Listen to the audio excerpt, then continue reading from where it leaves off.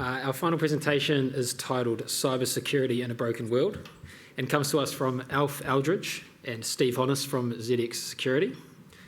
They'll be discussing the necessity of organisational resilience towards cyber attacks and a pragmatic approach to security based on the realities of attacking and defending organisations with disparate digital infrastructure and staff. A little bit, do you guys want to introduce yourselves? Or? Yeah, cool, alrighty. So without further ado, here is Steve and Alf.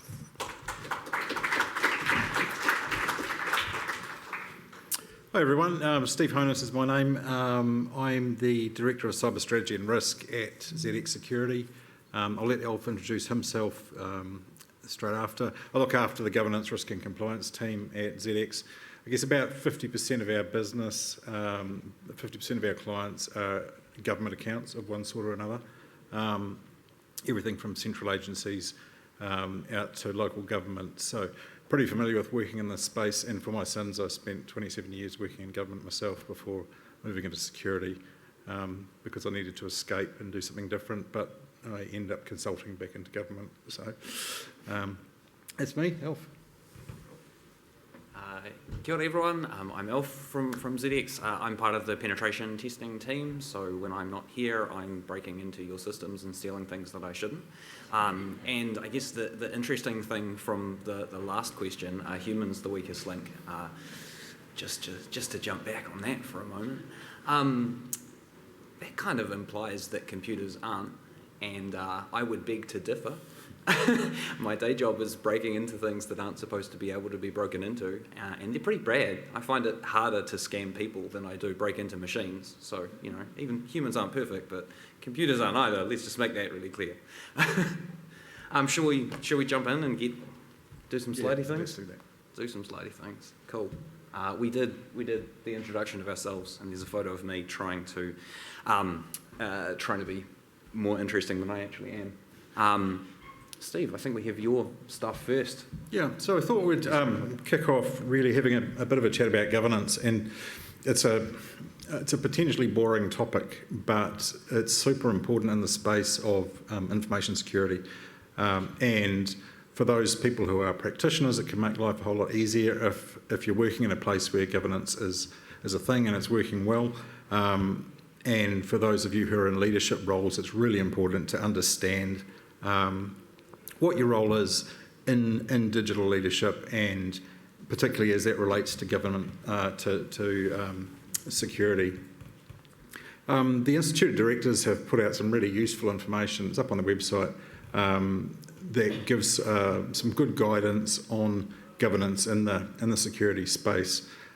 In recent years, we've seen lots more attention being focused to security by boards and sort of flowing down from that to ELTs, SLTs and so on, with the key point really being the outcome or the realisation that security isn't just the IT department's problem to care about. You know, people have got skin in the game much further up the food chain than the IT ops manager, and we're starting to see that a lot more now across both boards I'm working with and other clients that we're working for as well. So what we expect, I suppose, is that we'll continue to see that increasing realisation or appreciation of the importance of good governance in security space. The point that the IOD make about cyber risk needing to have the attention of the top table is a really important one, and there's a couple of ways that that'll get influenced. Both externally by influencing the directors themselves, or themselves becoming aware or educating themselves about the importance of it, but also by kind of pushing risk up, escalating risk up the hierarchy, so it gets the proper attention, and decisions around resourcing to deal with risk can be taken at the right level in the agency or the company as it may be. One thing that we regularly talk to clients about is the importance of having cyber risk on the agenda at all of those ELT meetings and board meetings. Now, some of you are likely from Crown agencies where there are boards in place.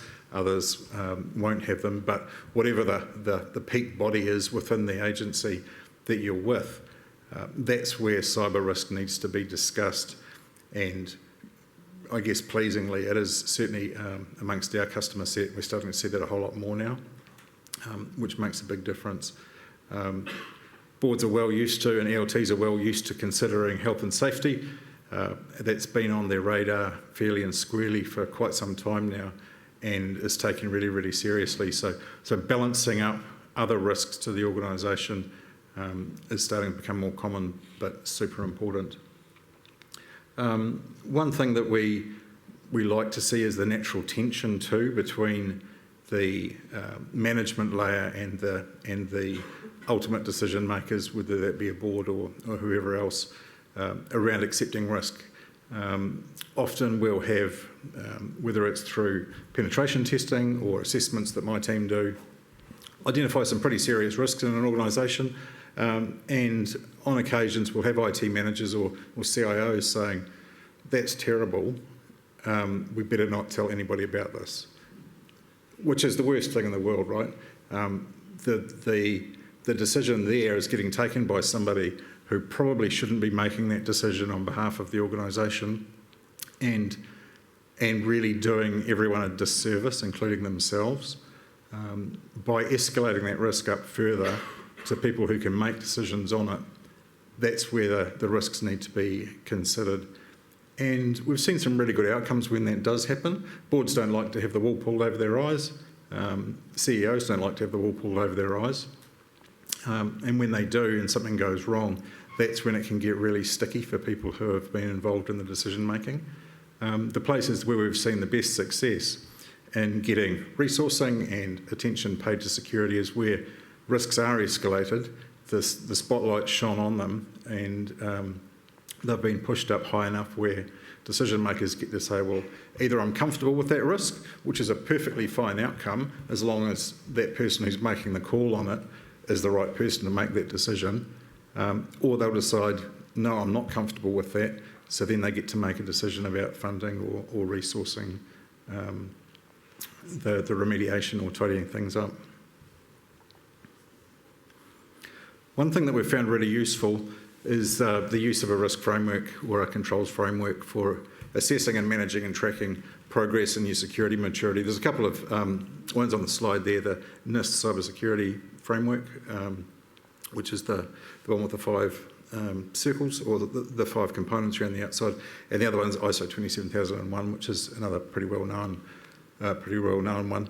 We often use the NIST cybersecurity framework though because it's applicable in any environment, and the 5 functions around the outside are easily understood at a sort of macro level, but underneath those they boil down into 23 categories, and then I think it's 108 or something like that, subcategories that are quite granular controls that can be used by operational people for implementing new controls into an environment.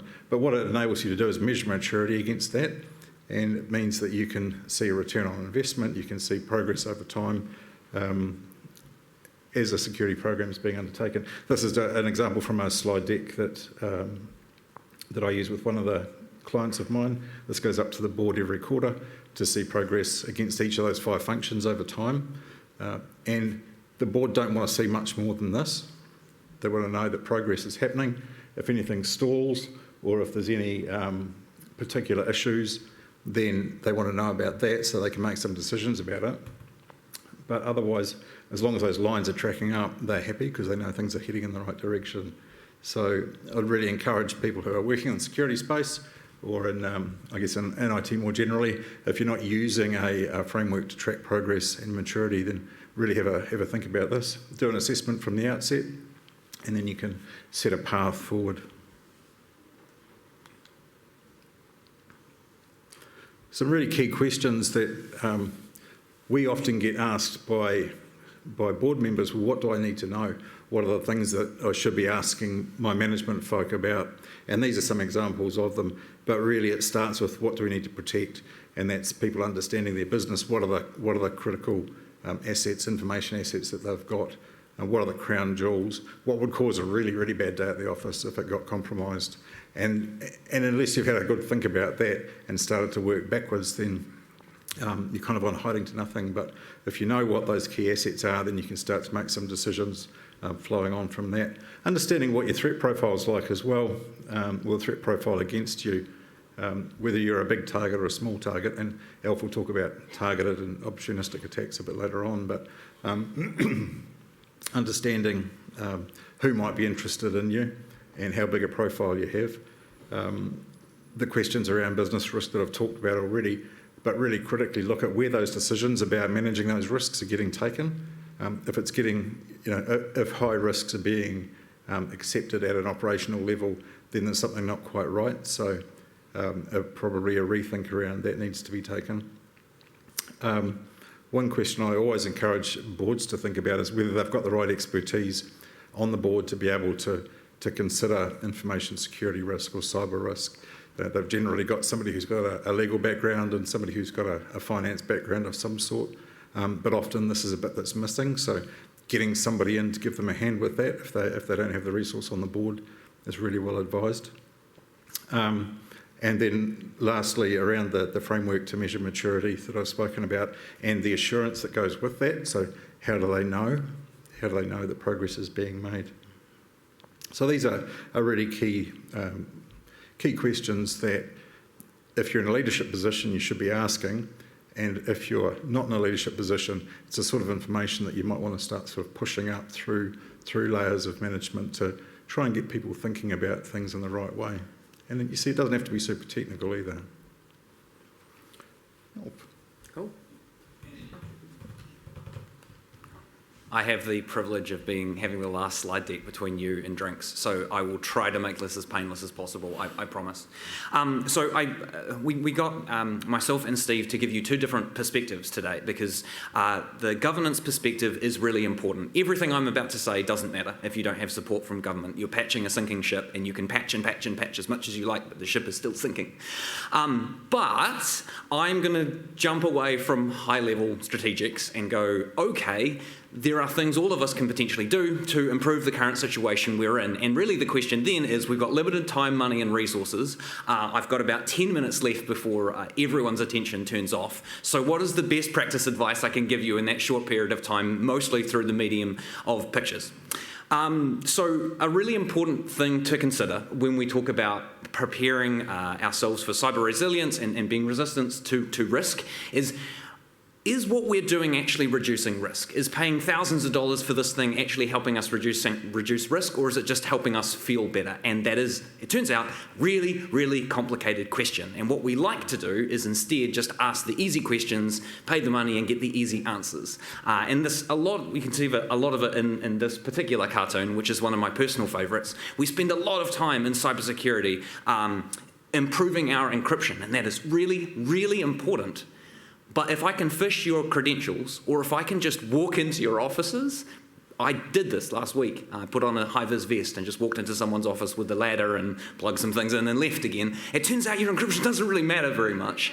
If you've got interns going in and out and someone on the street says, I'll give you $250 for your username and credentials, well, it doesn't matter if your password's 64,000 characters long, does it? Because there are people out there who will do that. But let's talk about the two broad types of attacks that I think are worth considering. There are thousands more. You've already had a talk from NCSC this morning. They have way more data about this than me, so don't go talk to them for details. But the two broad classes of attacks that it's important to understand are opportunistic and targeted attacks. And a lot of us spend a lot of time and headspace worrying about targeted attacks because they often get on the news. So my favourite example recently from late last year is the Uber breach. And if you're not familiar with it, a hacker group got into Uber and they got everything. They got into the back end of all of Uber's security systems, every single one. And the route they used to get there is really funny as well. One of their engineers didn't update their home media server. And they got in that way, and the users pivoted from there to get into Uber headquarters and then took everything. They didn't steal any money. They didn't ask for any money. It was just hey, look what I can do. That is an example of a targeted attack. The attacker knew what they were attacking, who they were attacking, and went on the dark web and bought some credentials to get into Uber. But that's only one type of attacks. The other kind of attacks is opportunistic. So we all have internet-connected systems at the moment, whether they're on cloud or on-prem or anything else, and they expose different services. And every so often, one of those services will be vulnerable. Sometimes it's because you didn't patch it, though rarely. More often than not, it's because a hacker like me figured out how to break something, and then it's called a 0-day, right? Because no one knew about it beforehand. And it's really hard to protect against those because by definition, you don't know about them beforehand. And so I spend a lot more time worrying about opportunistic attacks than targeted attacks. Because targeted attacks, you can help protect yourself against. You can train your staff to be better at phishing. You can have firewalls, internal logging, a SOC or a SIEM. You can add all these different layers, but an opportunistic attack, there was a firewall bug that came out 3 days ago that allows an unauthenticated attacker to gain full access to a firewall. And if you're not familiar with a firewall, it's the thing that keeps people out of your network. It's the thing you really don't want someone outside to be able to control. And it's not uncommon for these things to be found. The reason I stress so much about that is a lot of organizations that I spend time in just focus on preventative measures. And I get that. We want to keep people out of our networks. That's the right approach. But just a myopic focus on prevention will leave you open towards these opportunistic attacks. And so I run a variety of courses with the Institute for IT Professionals where we talk about basic cybersecurity protections and skills, and most importantly, the incident response process and how you do that well. And in my book, a practiced incident response process is one of the most effective ways of reducing risk and bringing your staff along for the ride. Yes, I love technical controls. They keep me out of most systems. They work very, very well. But in isolation, they're not perfect. That, along with good incident response, can really help improve organizational security. But we should probably also ask what kind of attacks happen. And again, you are in the privileged position where you can actually go to NCSC and get more detailed information, and they will reveal information for you. For the rest of us who aren't public sector, we have to rely on data gathered by NZ-CERT. And if you're not familiar, the Computer Emergency Response Team in New Zealand, they collect information and report on it every quarter about how many of what kind of attacks actually happen in New Zealand. And don't worry about the details. The details is your gut instinct that all those scam texts and emails and phone calls and WhatsApp messages that you get all the time, they're there because they're cheap and because they work, and they've been working ever since we've started tracking this information, and they're going to keep working. And that's not because humans are terrible or stupid. I have been scammed. I have been phished because it turns out sometimes it's not a great idea to read work emails on a Friday evening after you've had a beer, right? It's just not a great scenario. It's not that I'm a terrible human being. I mean, that is also true, but it's independent, right? We are human. We're going to make mistakes, and our security process should expect that without demonizing the humans that are involved. The most important thing here is if you don't have an incident response process for phishing or your sea levels being scammed, these are the most common, most impactful forms of cyber attacks that happen at the moment. And that raises a big question about why you are not worrying about the most common things, but you are spending lots and lots of money on firewalls and protective things as well. By far and away, scams and fraud are the most frequent and most effective forms of cyber attack in New Zealand, as reported to NZ-CERT. Their data is not perfect, but it's the best that we have, and it's consistent from what we see in Australia, the UK, and the US as well. If you don't have a plan for this, that's where I would start. Yes, you can worry about denial of service, malware, ransomware, and you absolutely should, but maybe don't start with that. And so if you're going to worry about that, where is the best place to start? This. It sounds really stupid, and I'm sorry.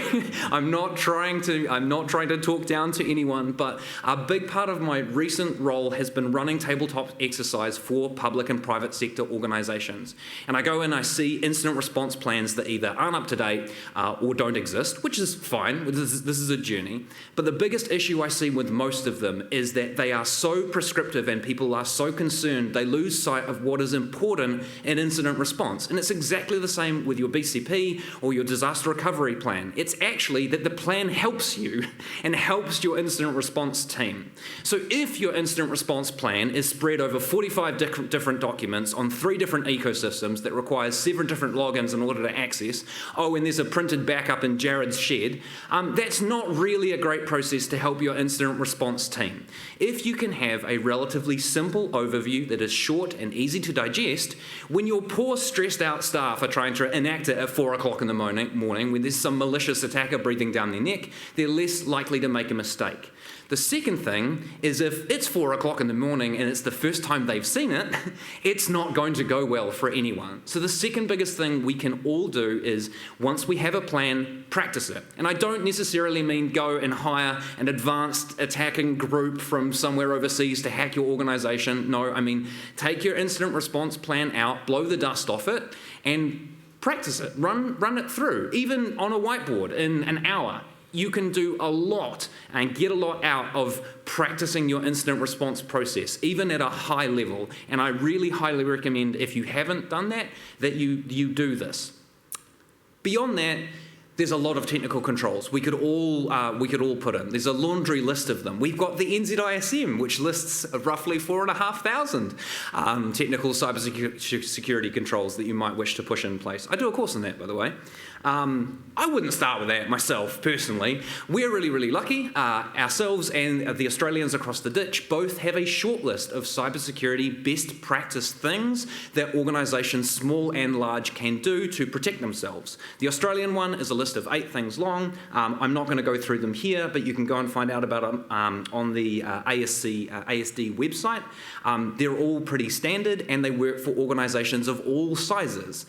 You might not be able to have all of these, but if you don't, asking why we don't have them, and is that a choice or is it something that we're not aware of, that is a really good place to start.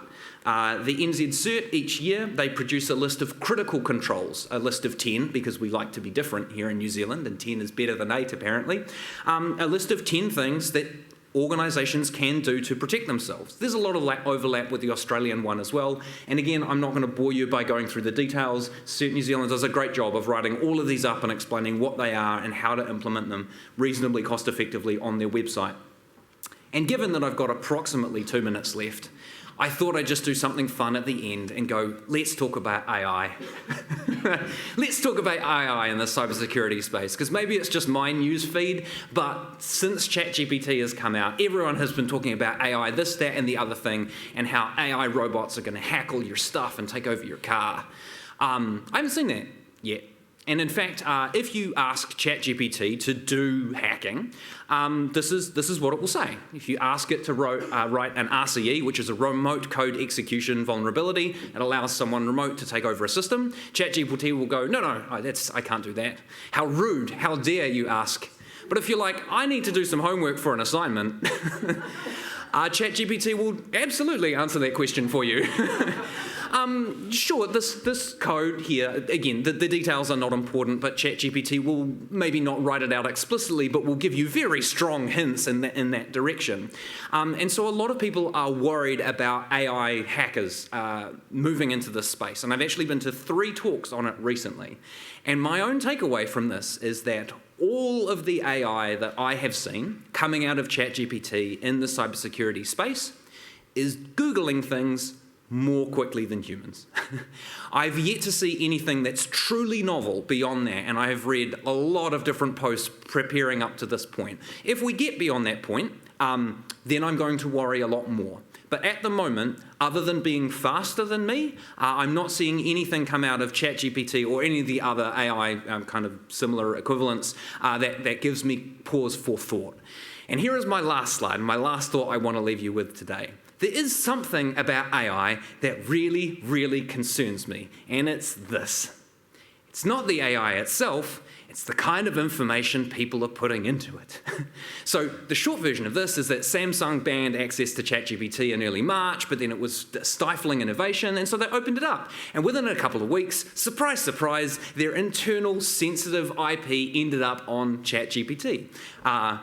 I don't know if we've seen similar things here in New Zealand. It could be entirely independent. The MB have come out and said, hey, you know what? Maybe our staff shouldn't use ChatGPT and have access to it. And I think from this, that's probably a good call. It seems like people putting information, sensitive information, into random websites controlled by other organisations and agencies is a pretty major threat and a pretty major attack vector. And that is the primary thing that is causing me concern in the kind of security AI space at the moment. I'm not losing any sleep over attacking chatbots, but I am losing sleep over people putting sensitive documents and information into ChatGPT. So that is my short pitch on cybersecurity and how we can do it a little bit better, even though the world is a bit broken. Yeah, do we have any questions?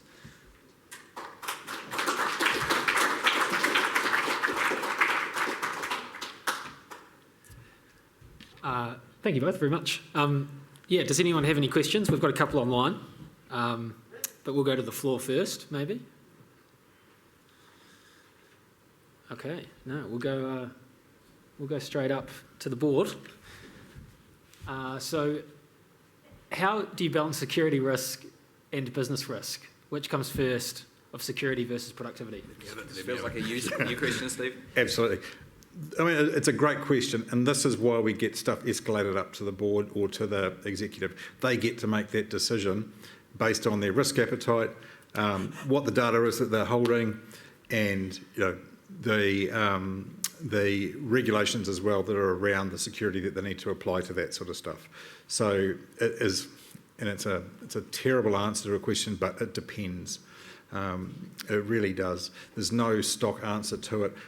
The really important part to this, though, is that decision's made by somebody who's the right person to make it. And I can't stress that enough. It's not something that Dave, the IT manager, should be making a call on. It should go up the chain further. Yep. So that's the short version on that one. Was it a good idea to connect to the public Wi-Fi in this room? I'll hand it over to Alf because he loves this stuff. I mean, as long as you're not doing your banking or, I don't know, hypothetically checking your emails on it, you wouldn't do something sensitive on an unsecured public Wi-Fi, right? Right. Is it true that all encryption will eventually be broken? It's just a matter of when. Probably more yours than mine too. Oh, great question. So this is actually answered or hinted at in the latest version of the NZISM. Go read the NZISM. In all seriousness, though, the latest version of the NZISM does have a highly recommendation, which is make sure that someone on your staff is fully across quantum cryptography and the new threats and challenges that brings in, which I feel like is quite a high bar. I don't know that I certainly don't consider myself an expert. I'm not sure that many people that do.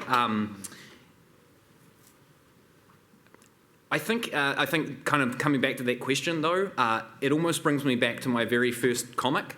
Yeah, sure. With enough resources and enough time, all encryption can be broken. But if there's an easier way to do it, and there almost always is, involving bribery, threats, malicious behaviour,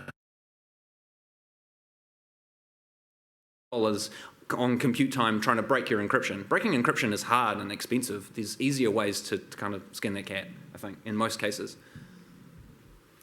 Cool. Can you recommend any controls that can allow ChatGPT access and all? So this is a really interesting one we've done a lot of work on with clients. Talk of the town. Technical controls, potentially, but that would be hard. The effective way of dealing with it, though, I think is a realisation that people are going to use it anyway. And this is where MB's stance on it's been an interesting one. Sure, block it through policy, through technical policy. I'll pick up my phone and use it, right? And that's human nature, is to find the most direct route to something. So I'm not convinced that approach is necessarily the right one, and I'm not throwing at all on this, but it's not the advice that I'm giving to the clients that I'm working with as their CISO.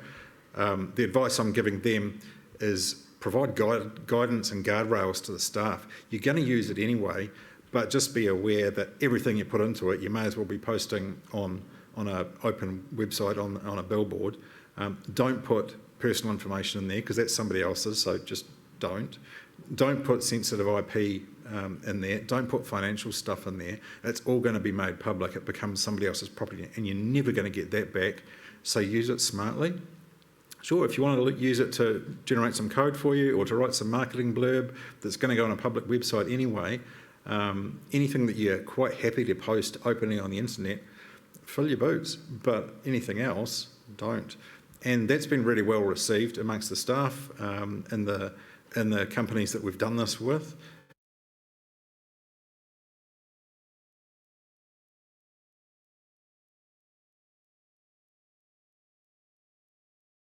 Add my 2 cents to that as well, just to 100% agree with what Steve said. ChatGPT is not unique, right? People can copy and paste sensitive information into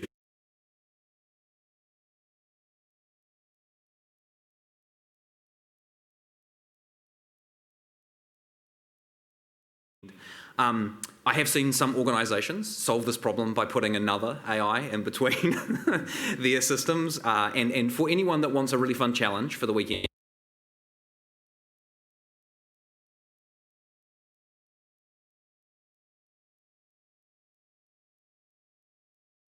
variant that has a secret password, and it is a game. You have to try and get the ChatGPT to reveal its password to you. And as you get through more levels, it puts more and more AIs. But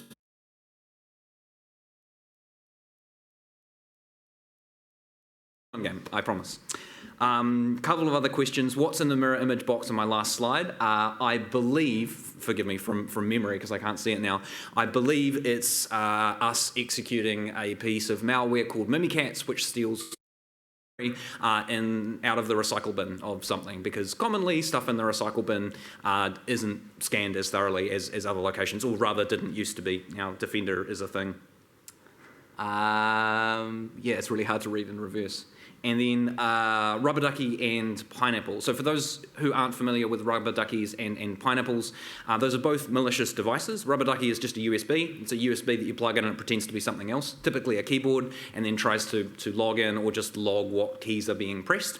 A pineapple, a Wi-Fi pineapple, is a malicious wireless access point. So you can put it in here and your phones might choose to connect to it rather than something else.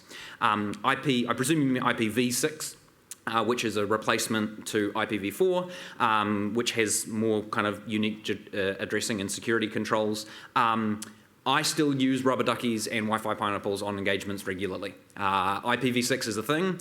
It's not supported everywhere, and in fact, it's misunderstood a lot and people configure it wrong. They're still absolutely part of my toolkit, and I don't see them going away anytime soon, except for the fact that I lost my rubber ducky. So I need to get another one. Cheeky bad. I lost it at a client. Sorry, can I see it? Yep. I think that's. I think that's all the time we have. But a massive thank you to Steve Nauf for coming out. One more big round of applause. Thank you very much.